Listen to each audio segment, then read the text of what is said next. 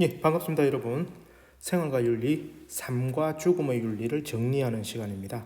지난 시간까지 우리 삶과 죽음의 윤리와 관련된 이론적인 부분들을 학습을 했습니다. 그 이론적인 부분들은 구체적인 사례, 그리고 그와 관련된 동서양의 어떤 사상적인 입장을 살펴본 것이죠. 자, 이를 바탕으로 해서 문제를 한번 풀어보도록 하겠습니다. 자, 수능 기본 문제 5번 문제를 가져왔습니다. 한번 보겠습니다. 갑, 을은 서양 사상가입니다.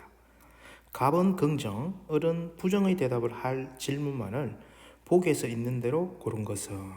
자, 그래서 우리는 먼저 이 갑과 을이 누구인지를 살펴봐야 되겠죠. 자, 갑. 신체는 영원히 진리와 인식을 얻는 것을 방해한다. 신체가 뭐 한다고 했죠? 영혼을 방해한다고 했습니다. 자, 그러면 누가 되는 거죠? 예, 그렇죠. 플라톤이 되는 거죠. 그리고 가능한 한 신체적인 것에서 벗어난 사람이야말로 참 존재의 인식에 도달할 수 있다. 그래서 죽음의 의미는 두려움의 대상이 되지 않는다. 이디아의 세계로 이 영혼이 간다. 이렇게 우리가 학습을 했었습니다. 자, 그럼 을.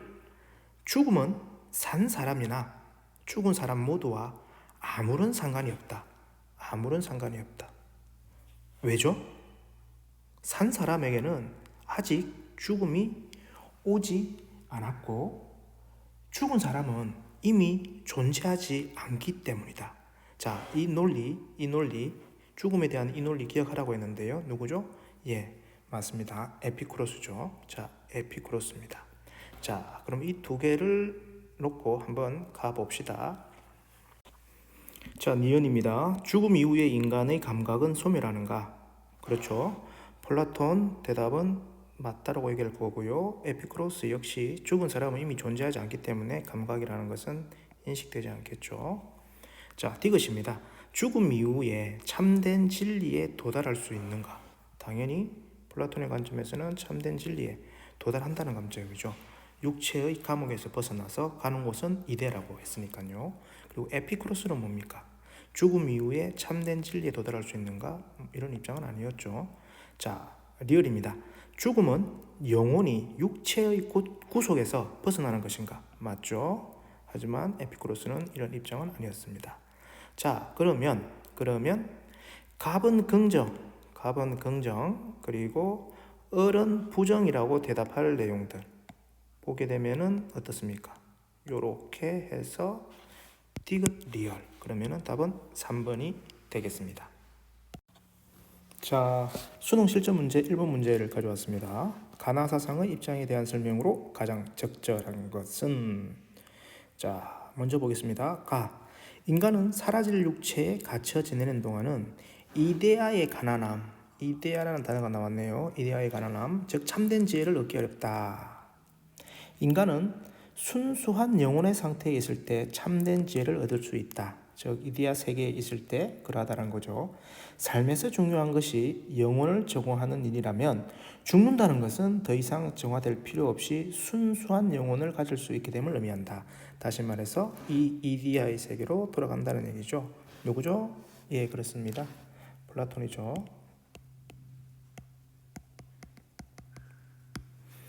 자, 인간은 오온의 집합에 불과하다.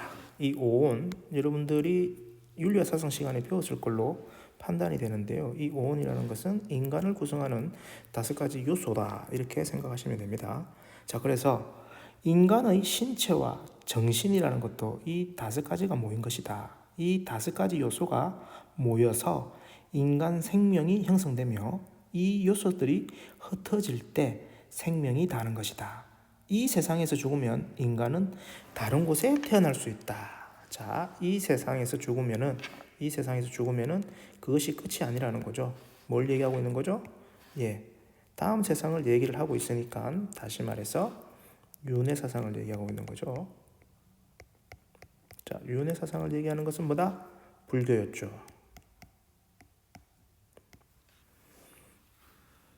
이러한 과정은 한없이 되풀이 될 수 있다. 그래서 궁극적인 목적은 뭐로 해야 된다? 윤회 사상을 벗어나 해탈의 경지로 가야 된다라고 우리가 학습을 했습니다.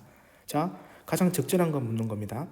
플라톤의 관점에서 죽음을 육체에 갇혀 있던 영혼이 해방되는 것이라고 본다. 맞죠?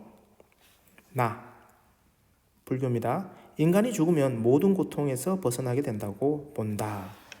이게 이제 언어적 장난인데요. 이 모든 고통. 자, 윤회사상의 관점에서 보게 되면 죽는다고 해서 고통이 끝나는 것이 아닙니다. 해탈이라는 궁극적 목적에 도달했을 때 고통에서 벗어날 수 있는 것이지, 윤회사상에서는 이 세상에서 죽고 다음 세상에 태어난다고 하더라도 고통은 계속되는 겁니다. 그래서 틀린 거죠. 가는 나와 달리 죽음을 인간이 겪게 되는 고통의 하나라고 본다. 아니죠. 고통의 하나.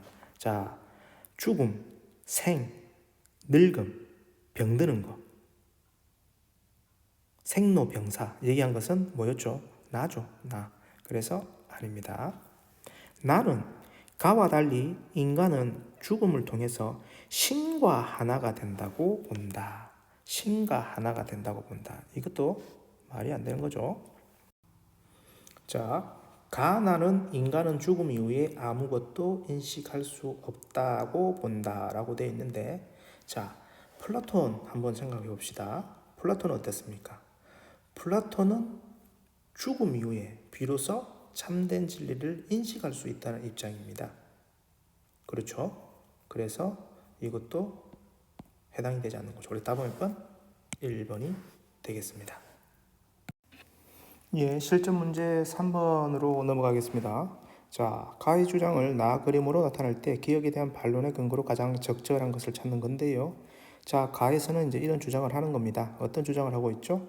태아가 인간으로서 지니는 지위를 침해하는 것이기 때문에 인공 임신 중절은 안 된다. 그래서 반대의 입장을 지니고 있는 겁니다.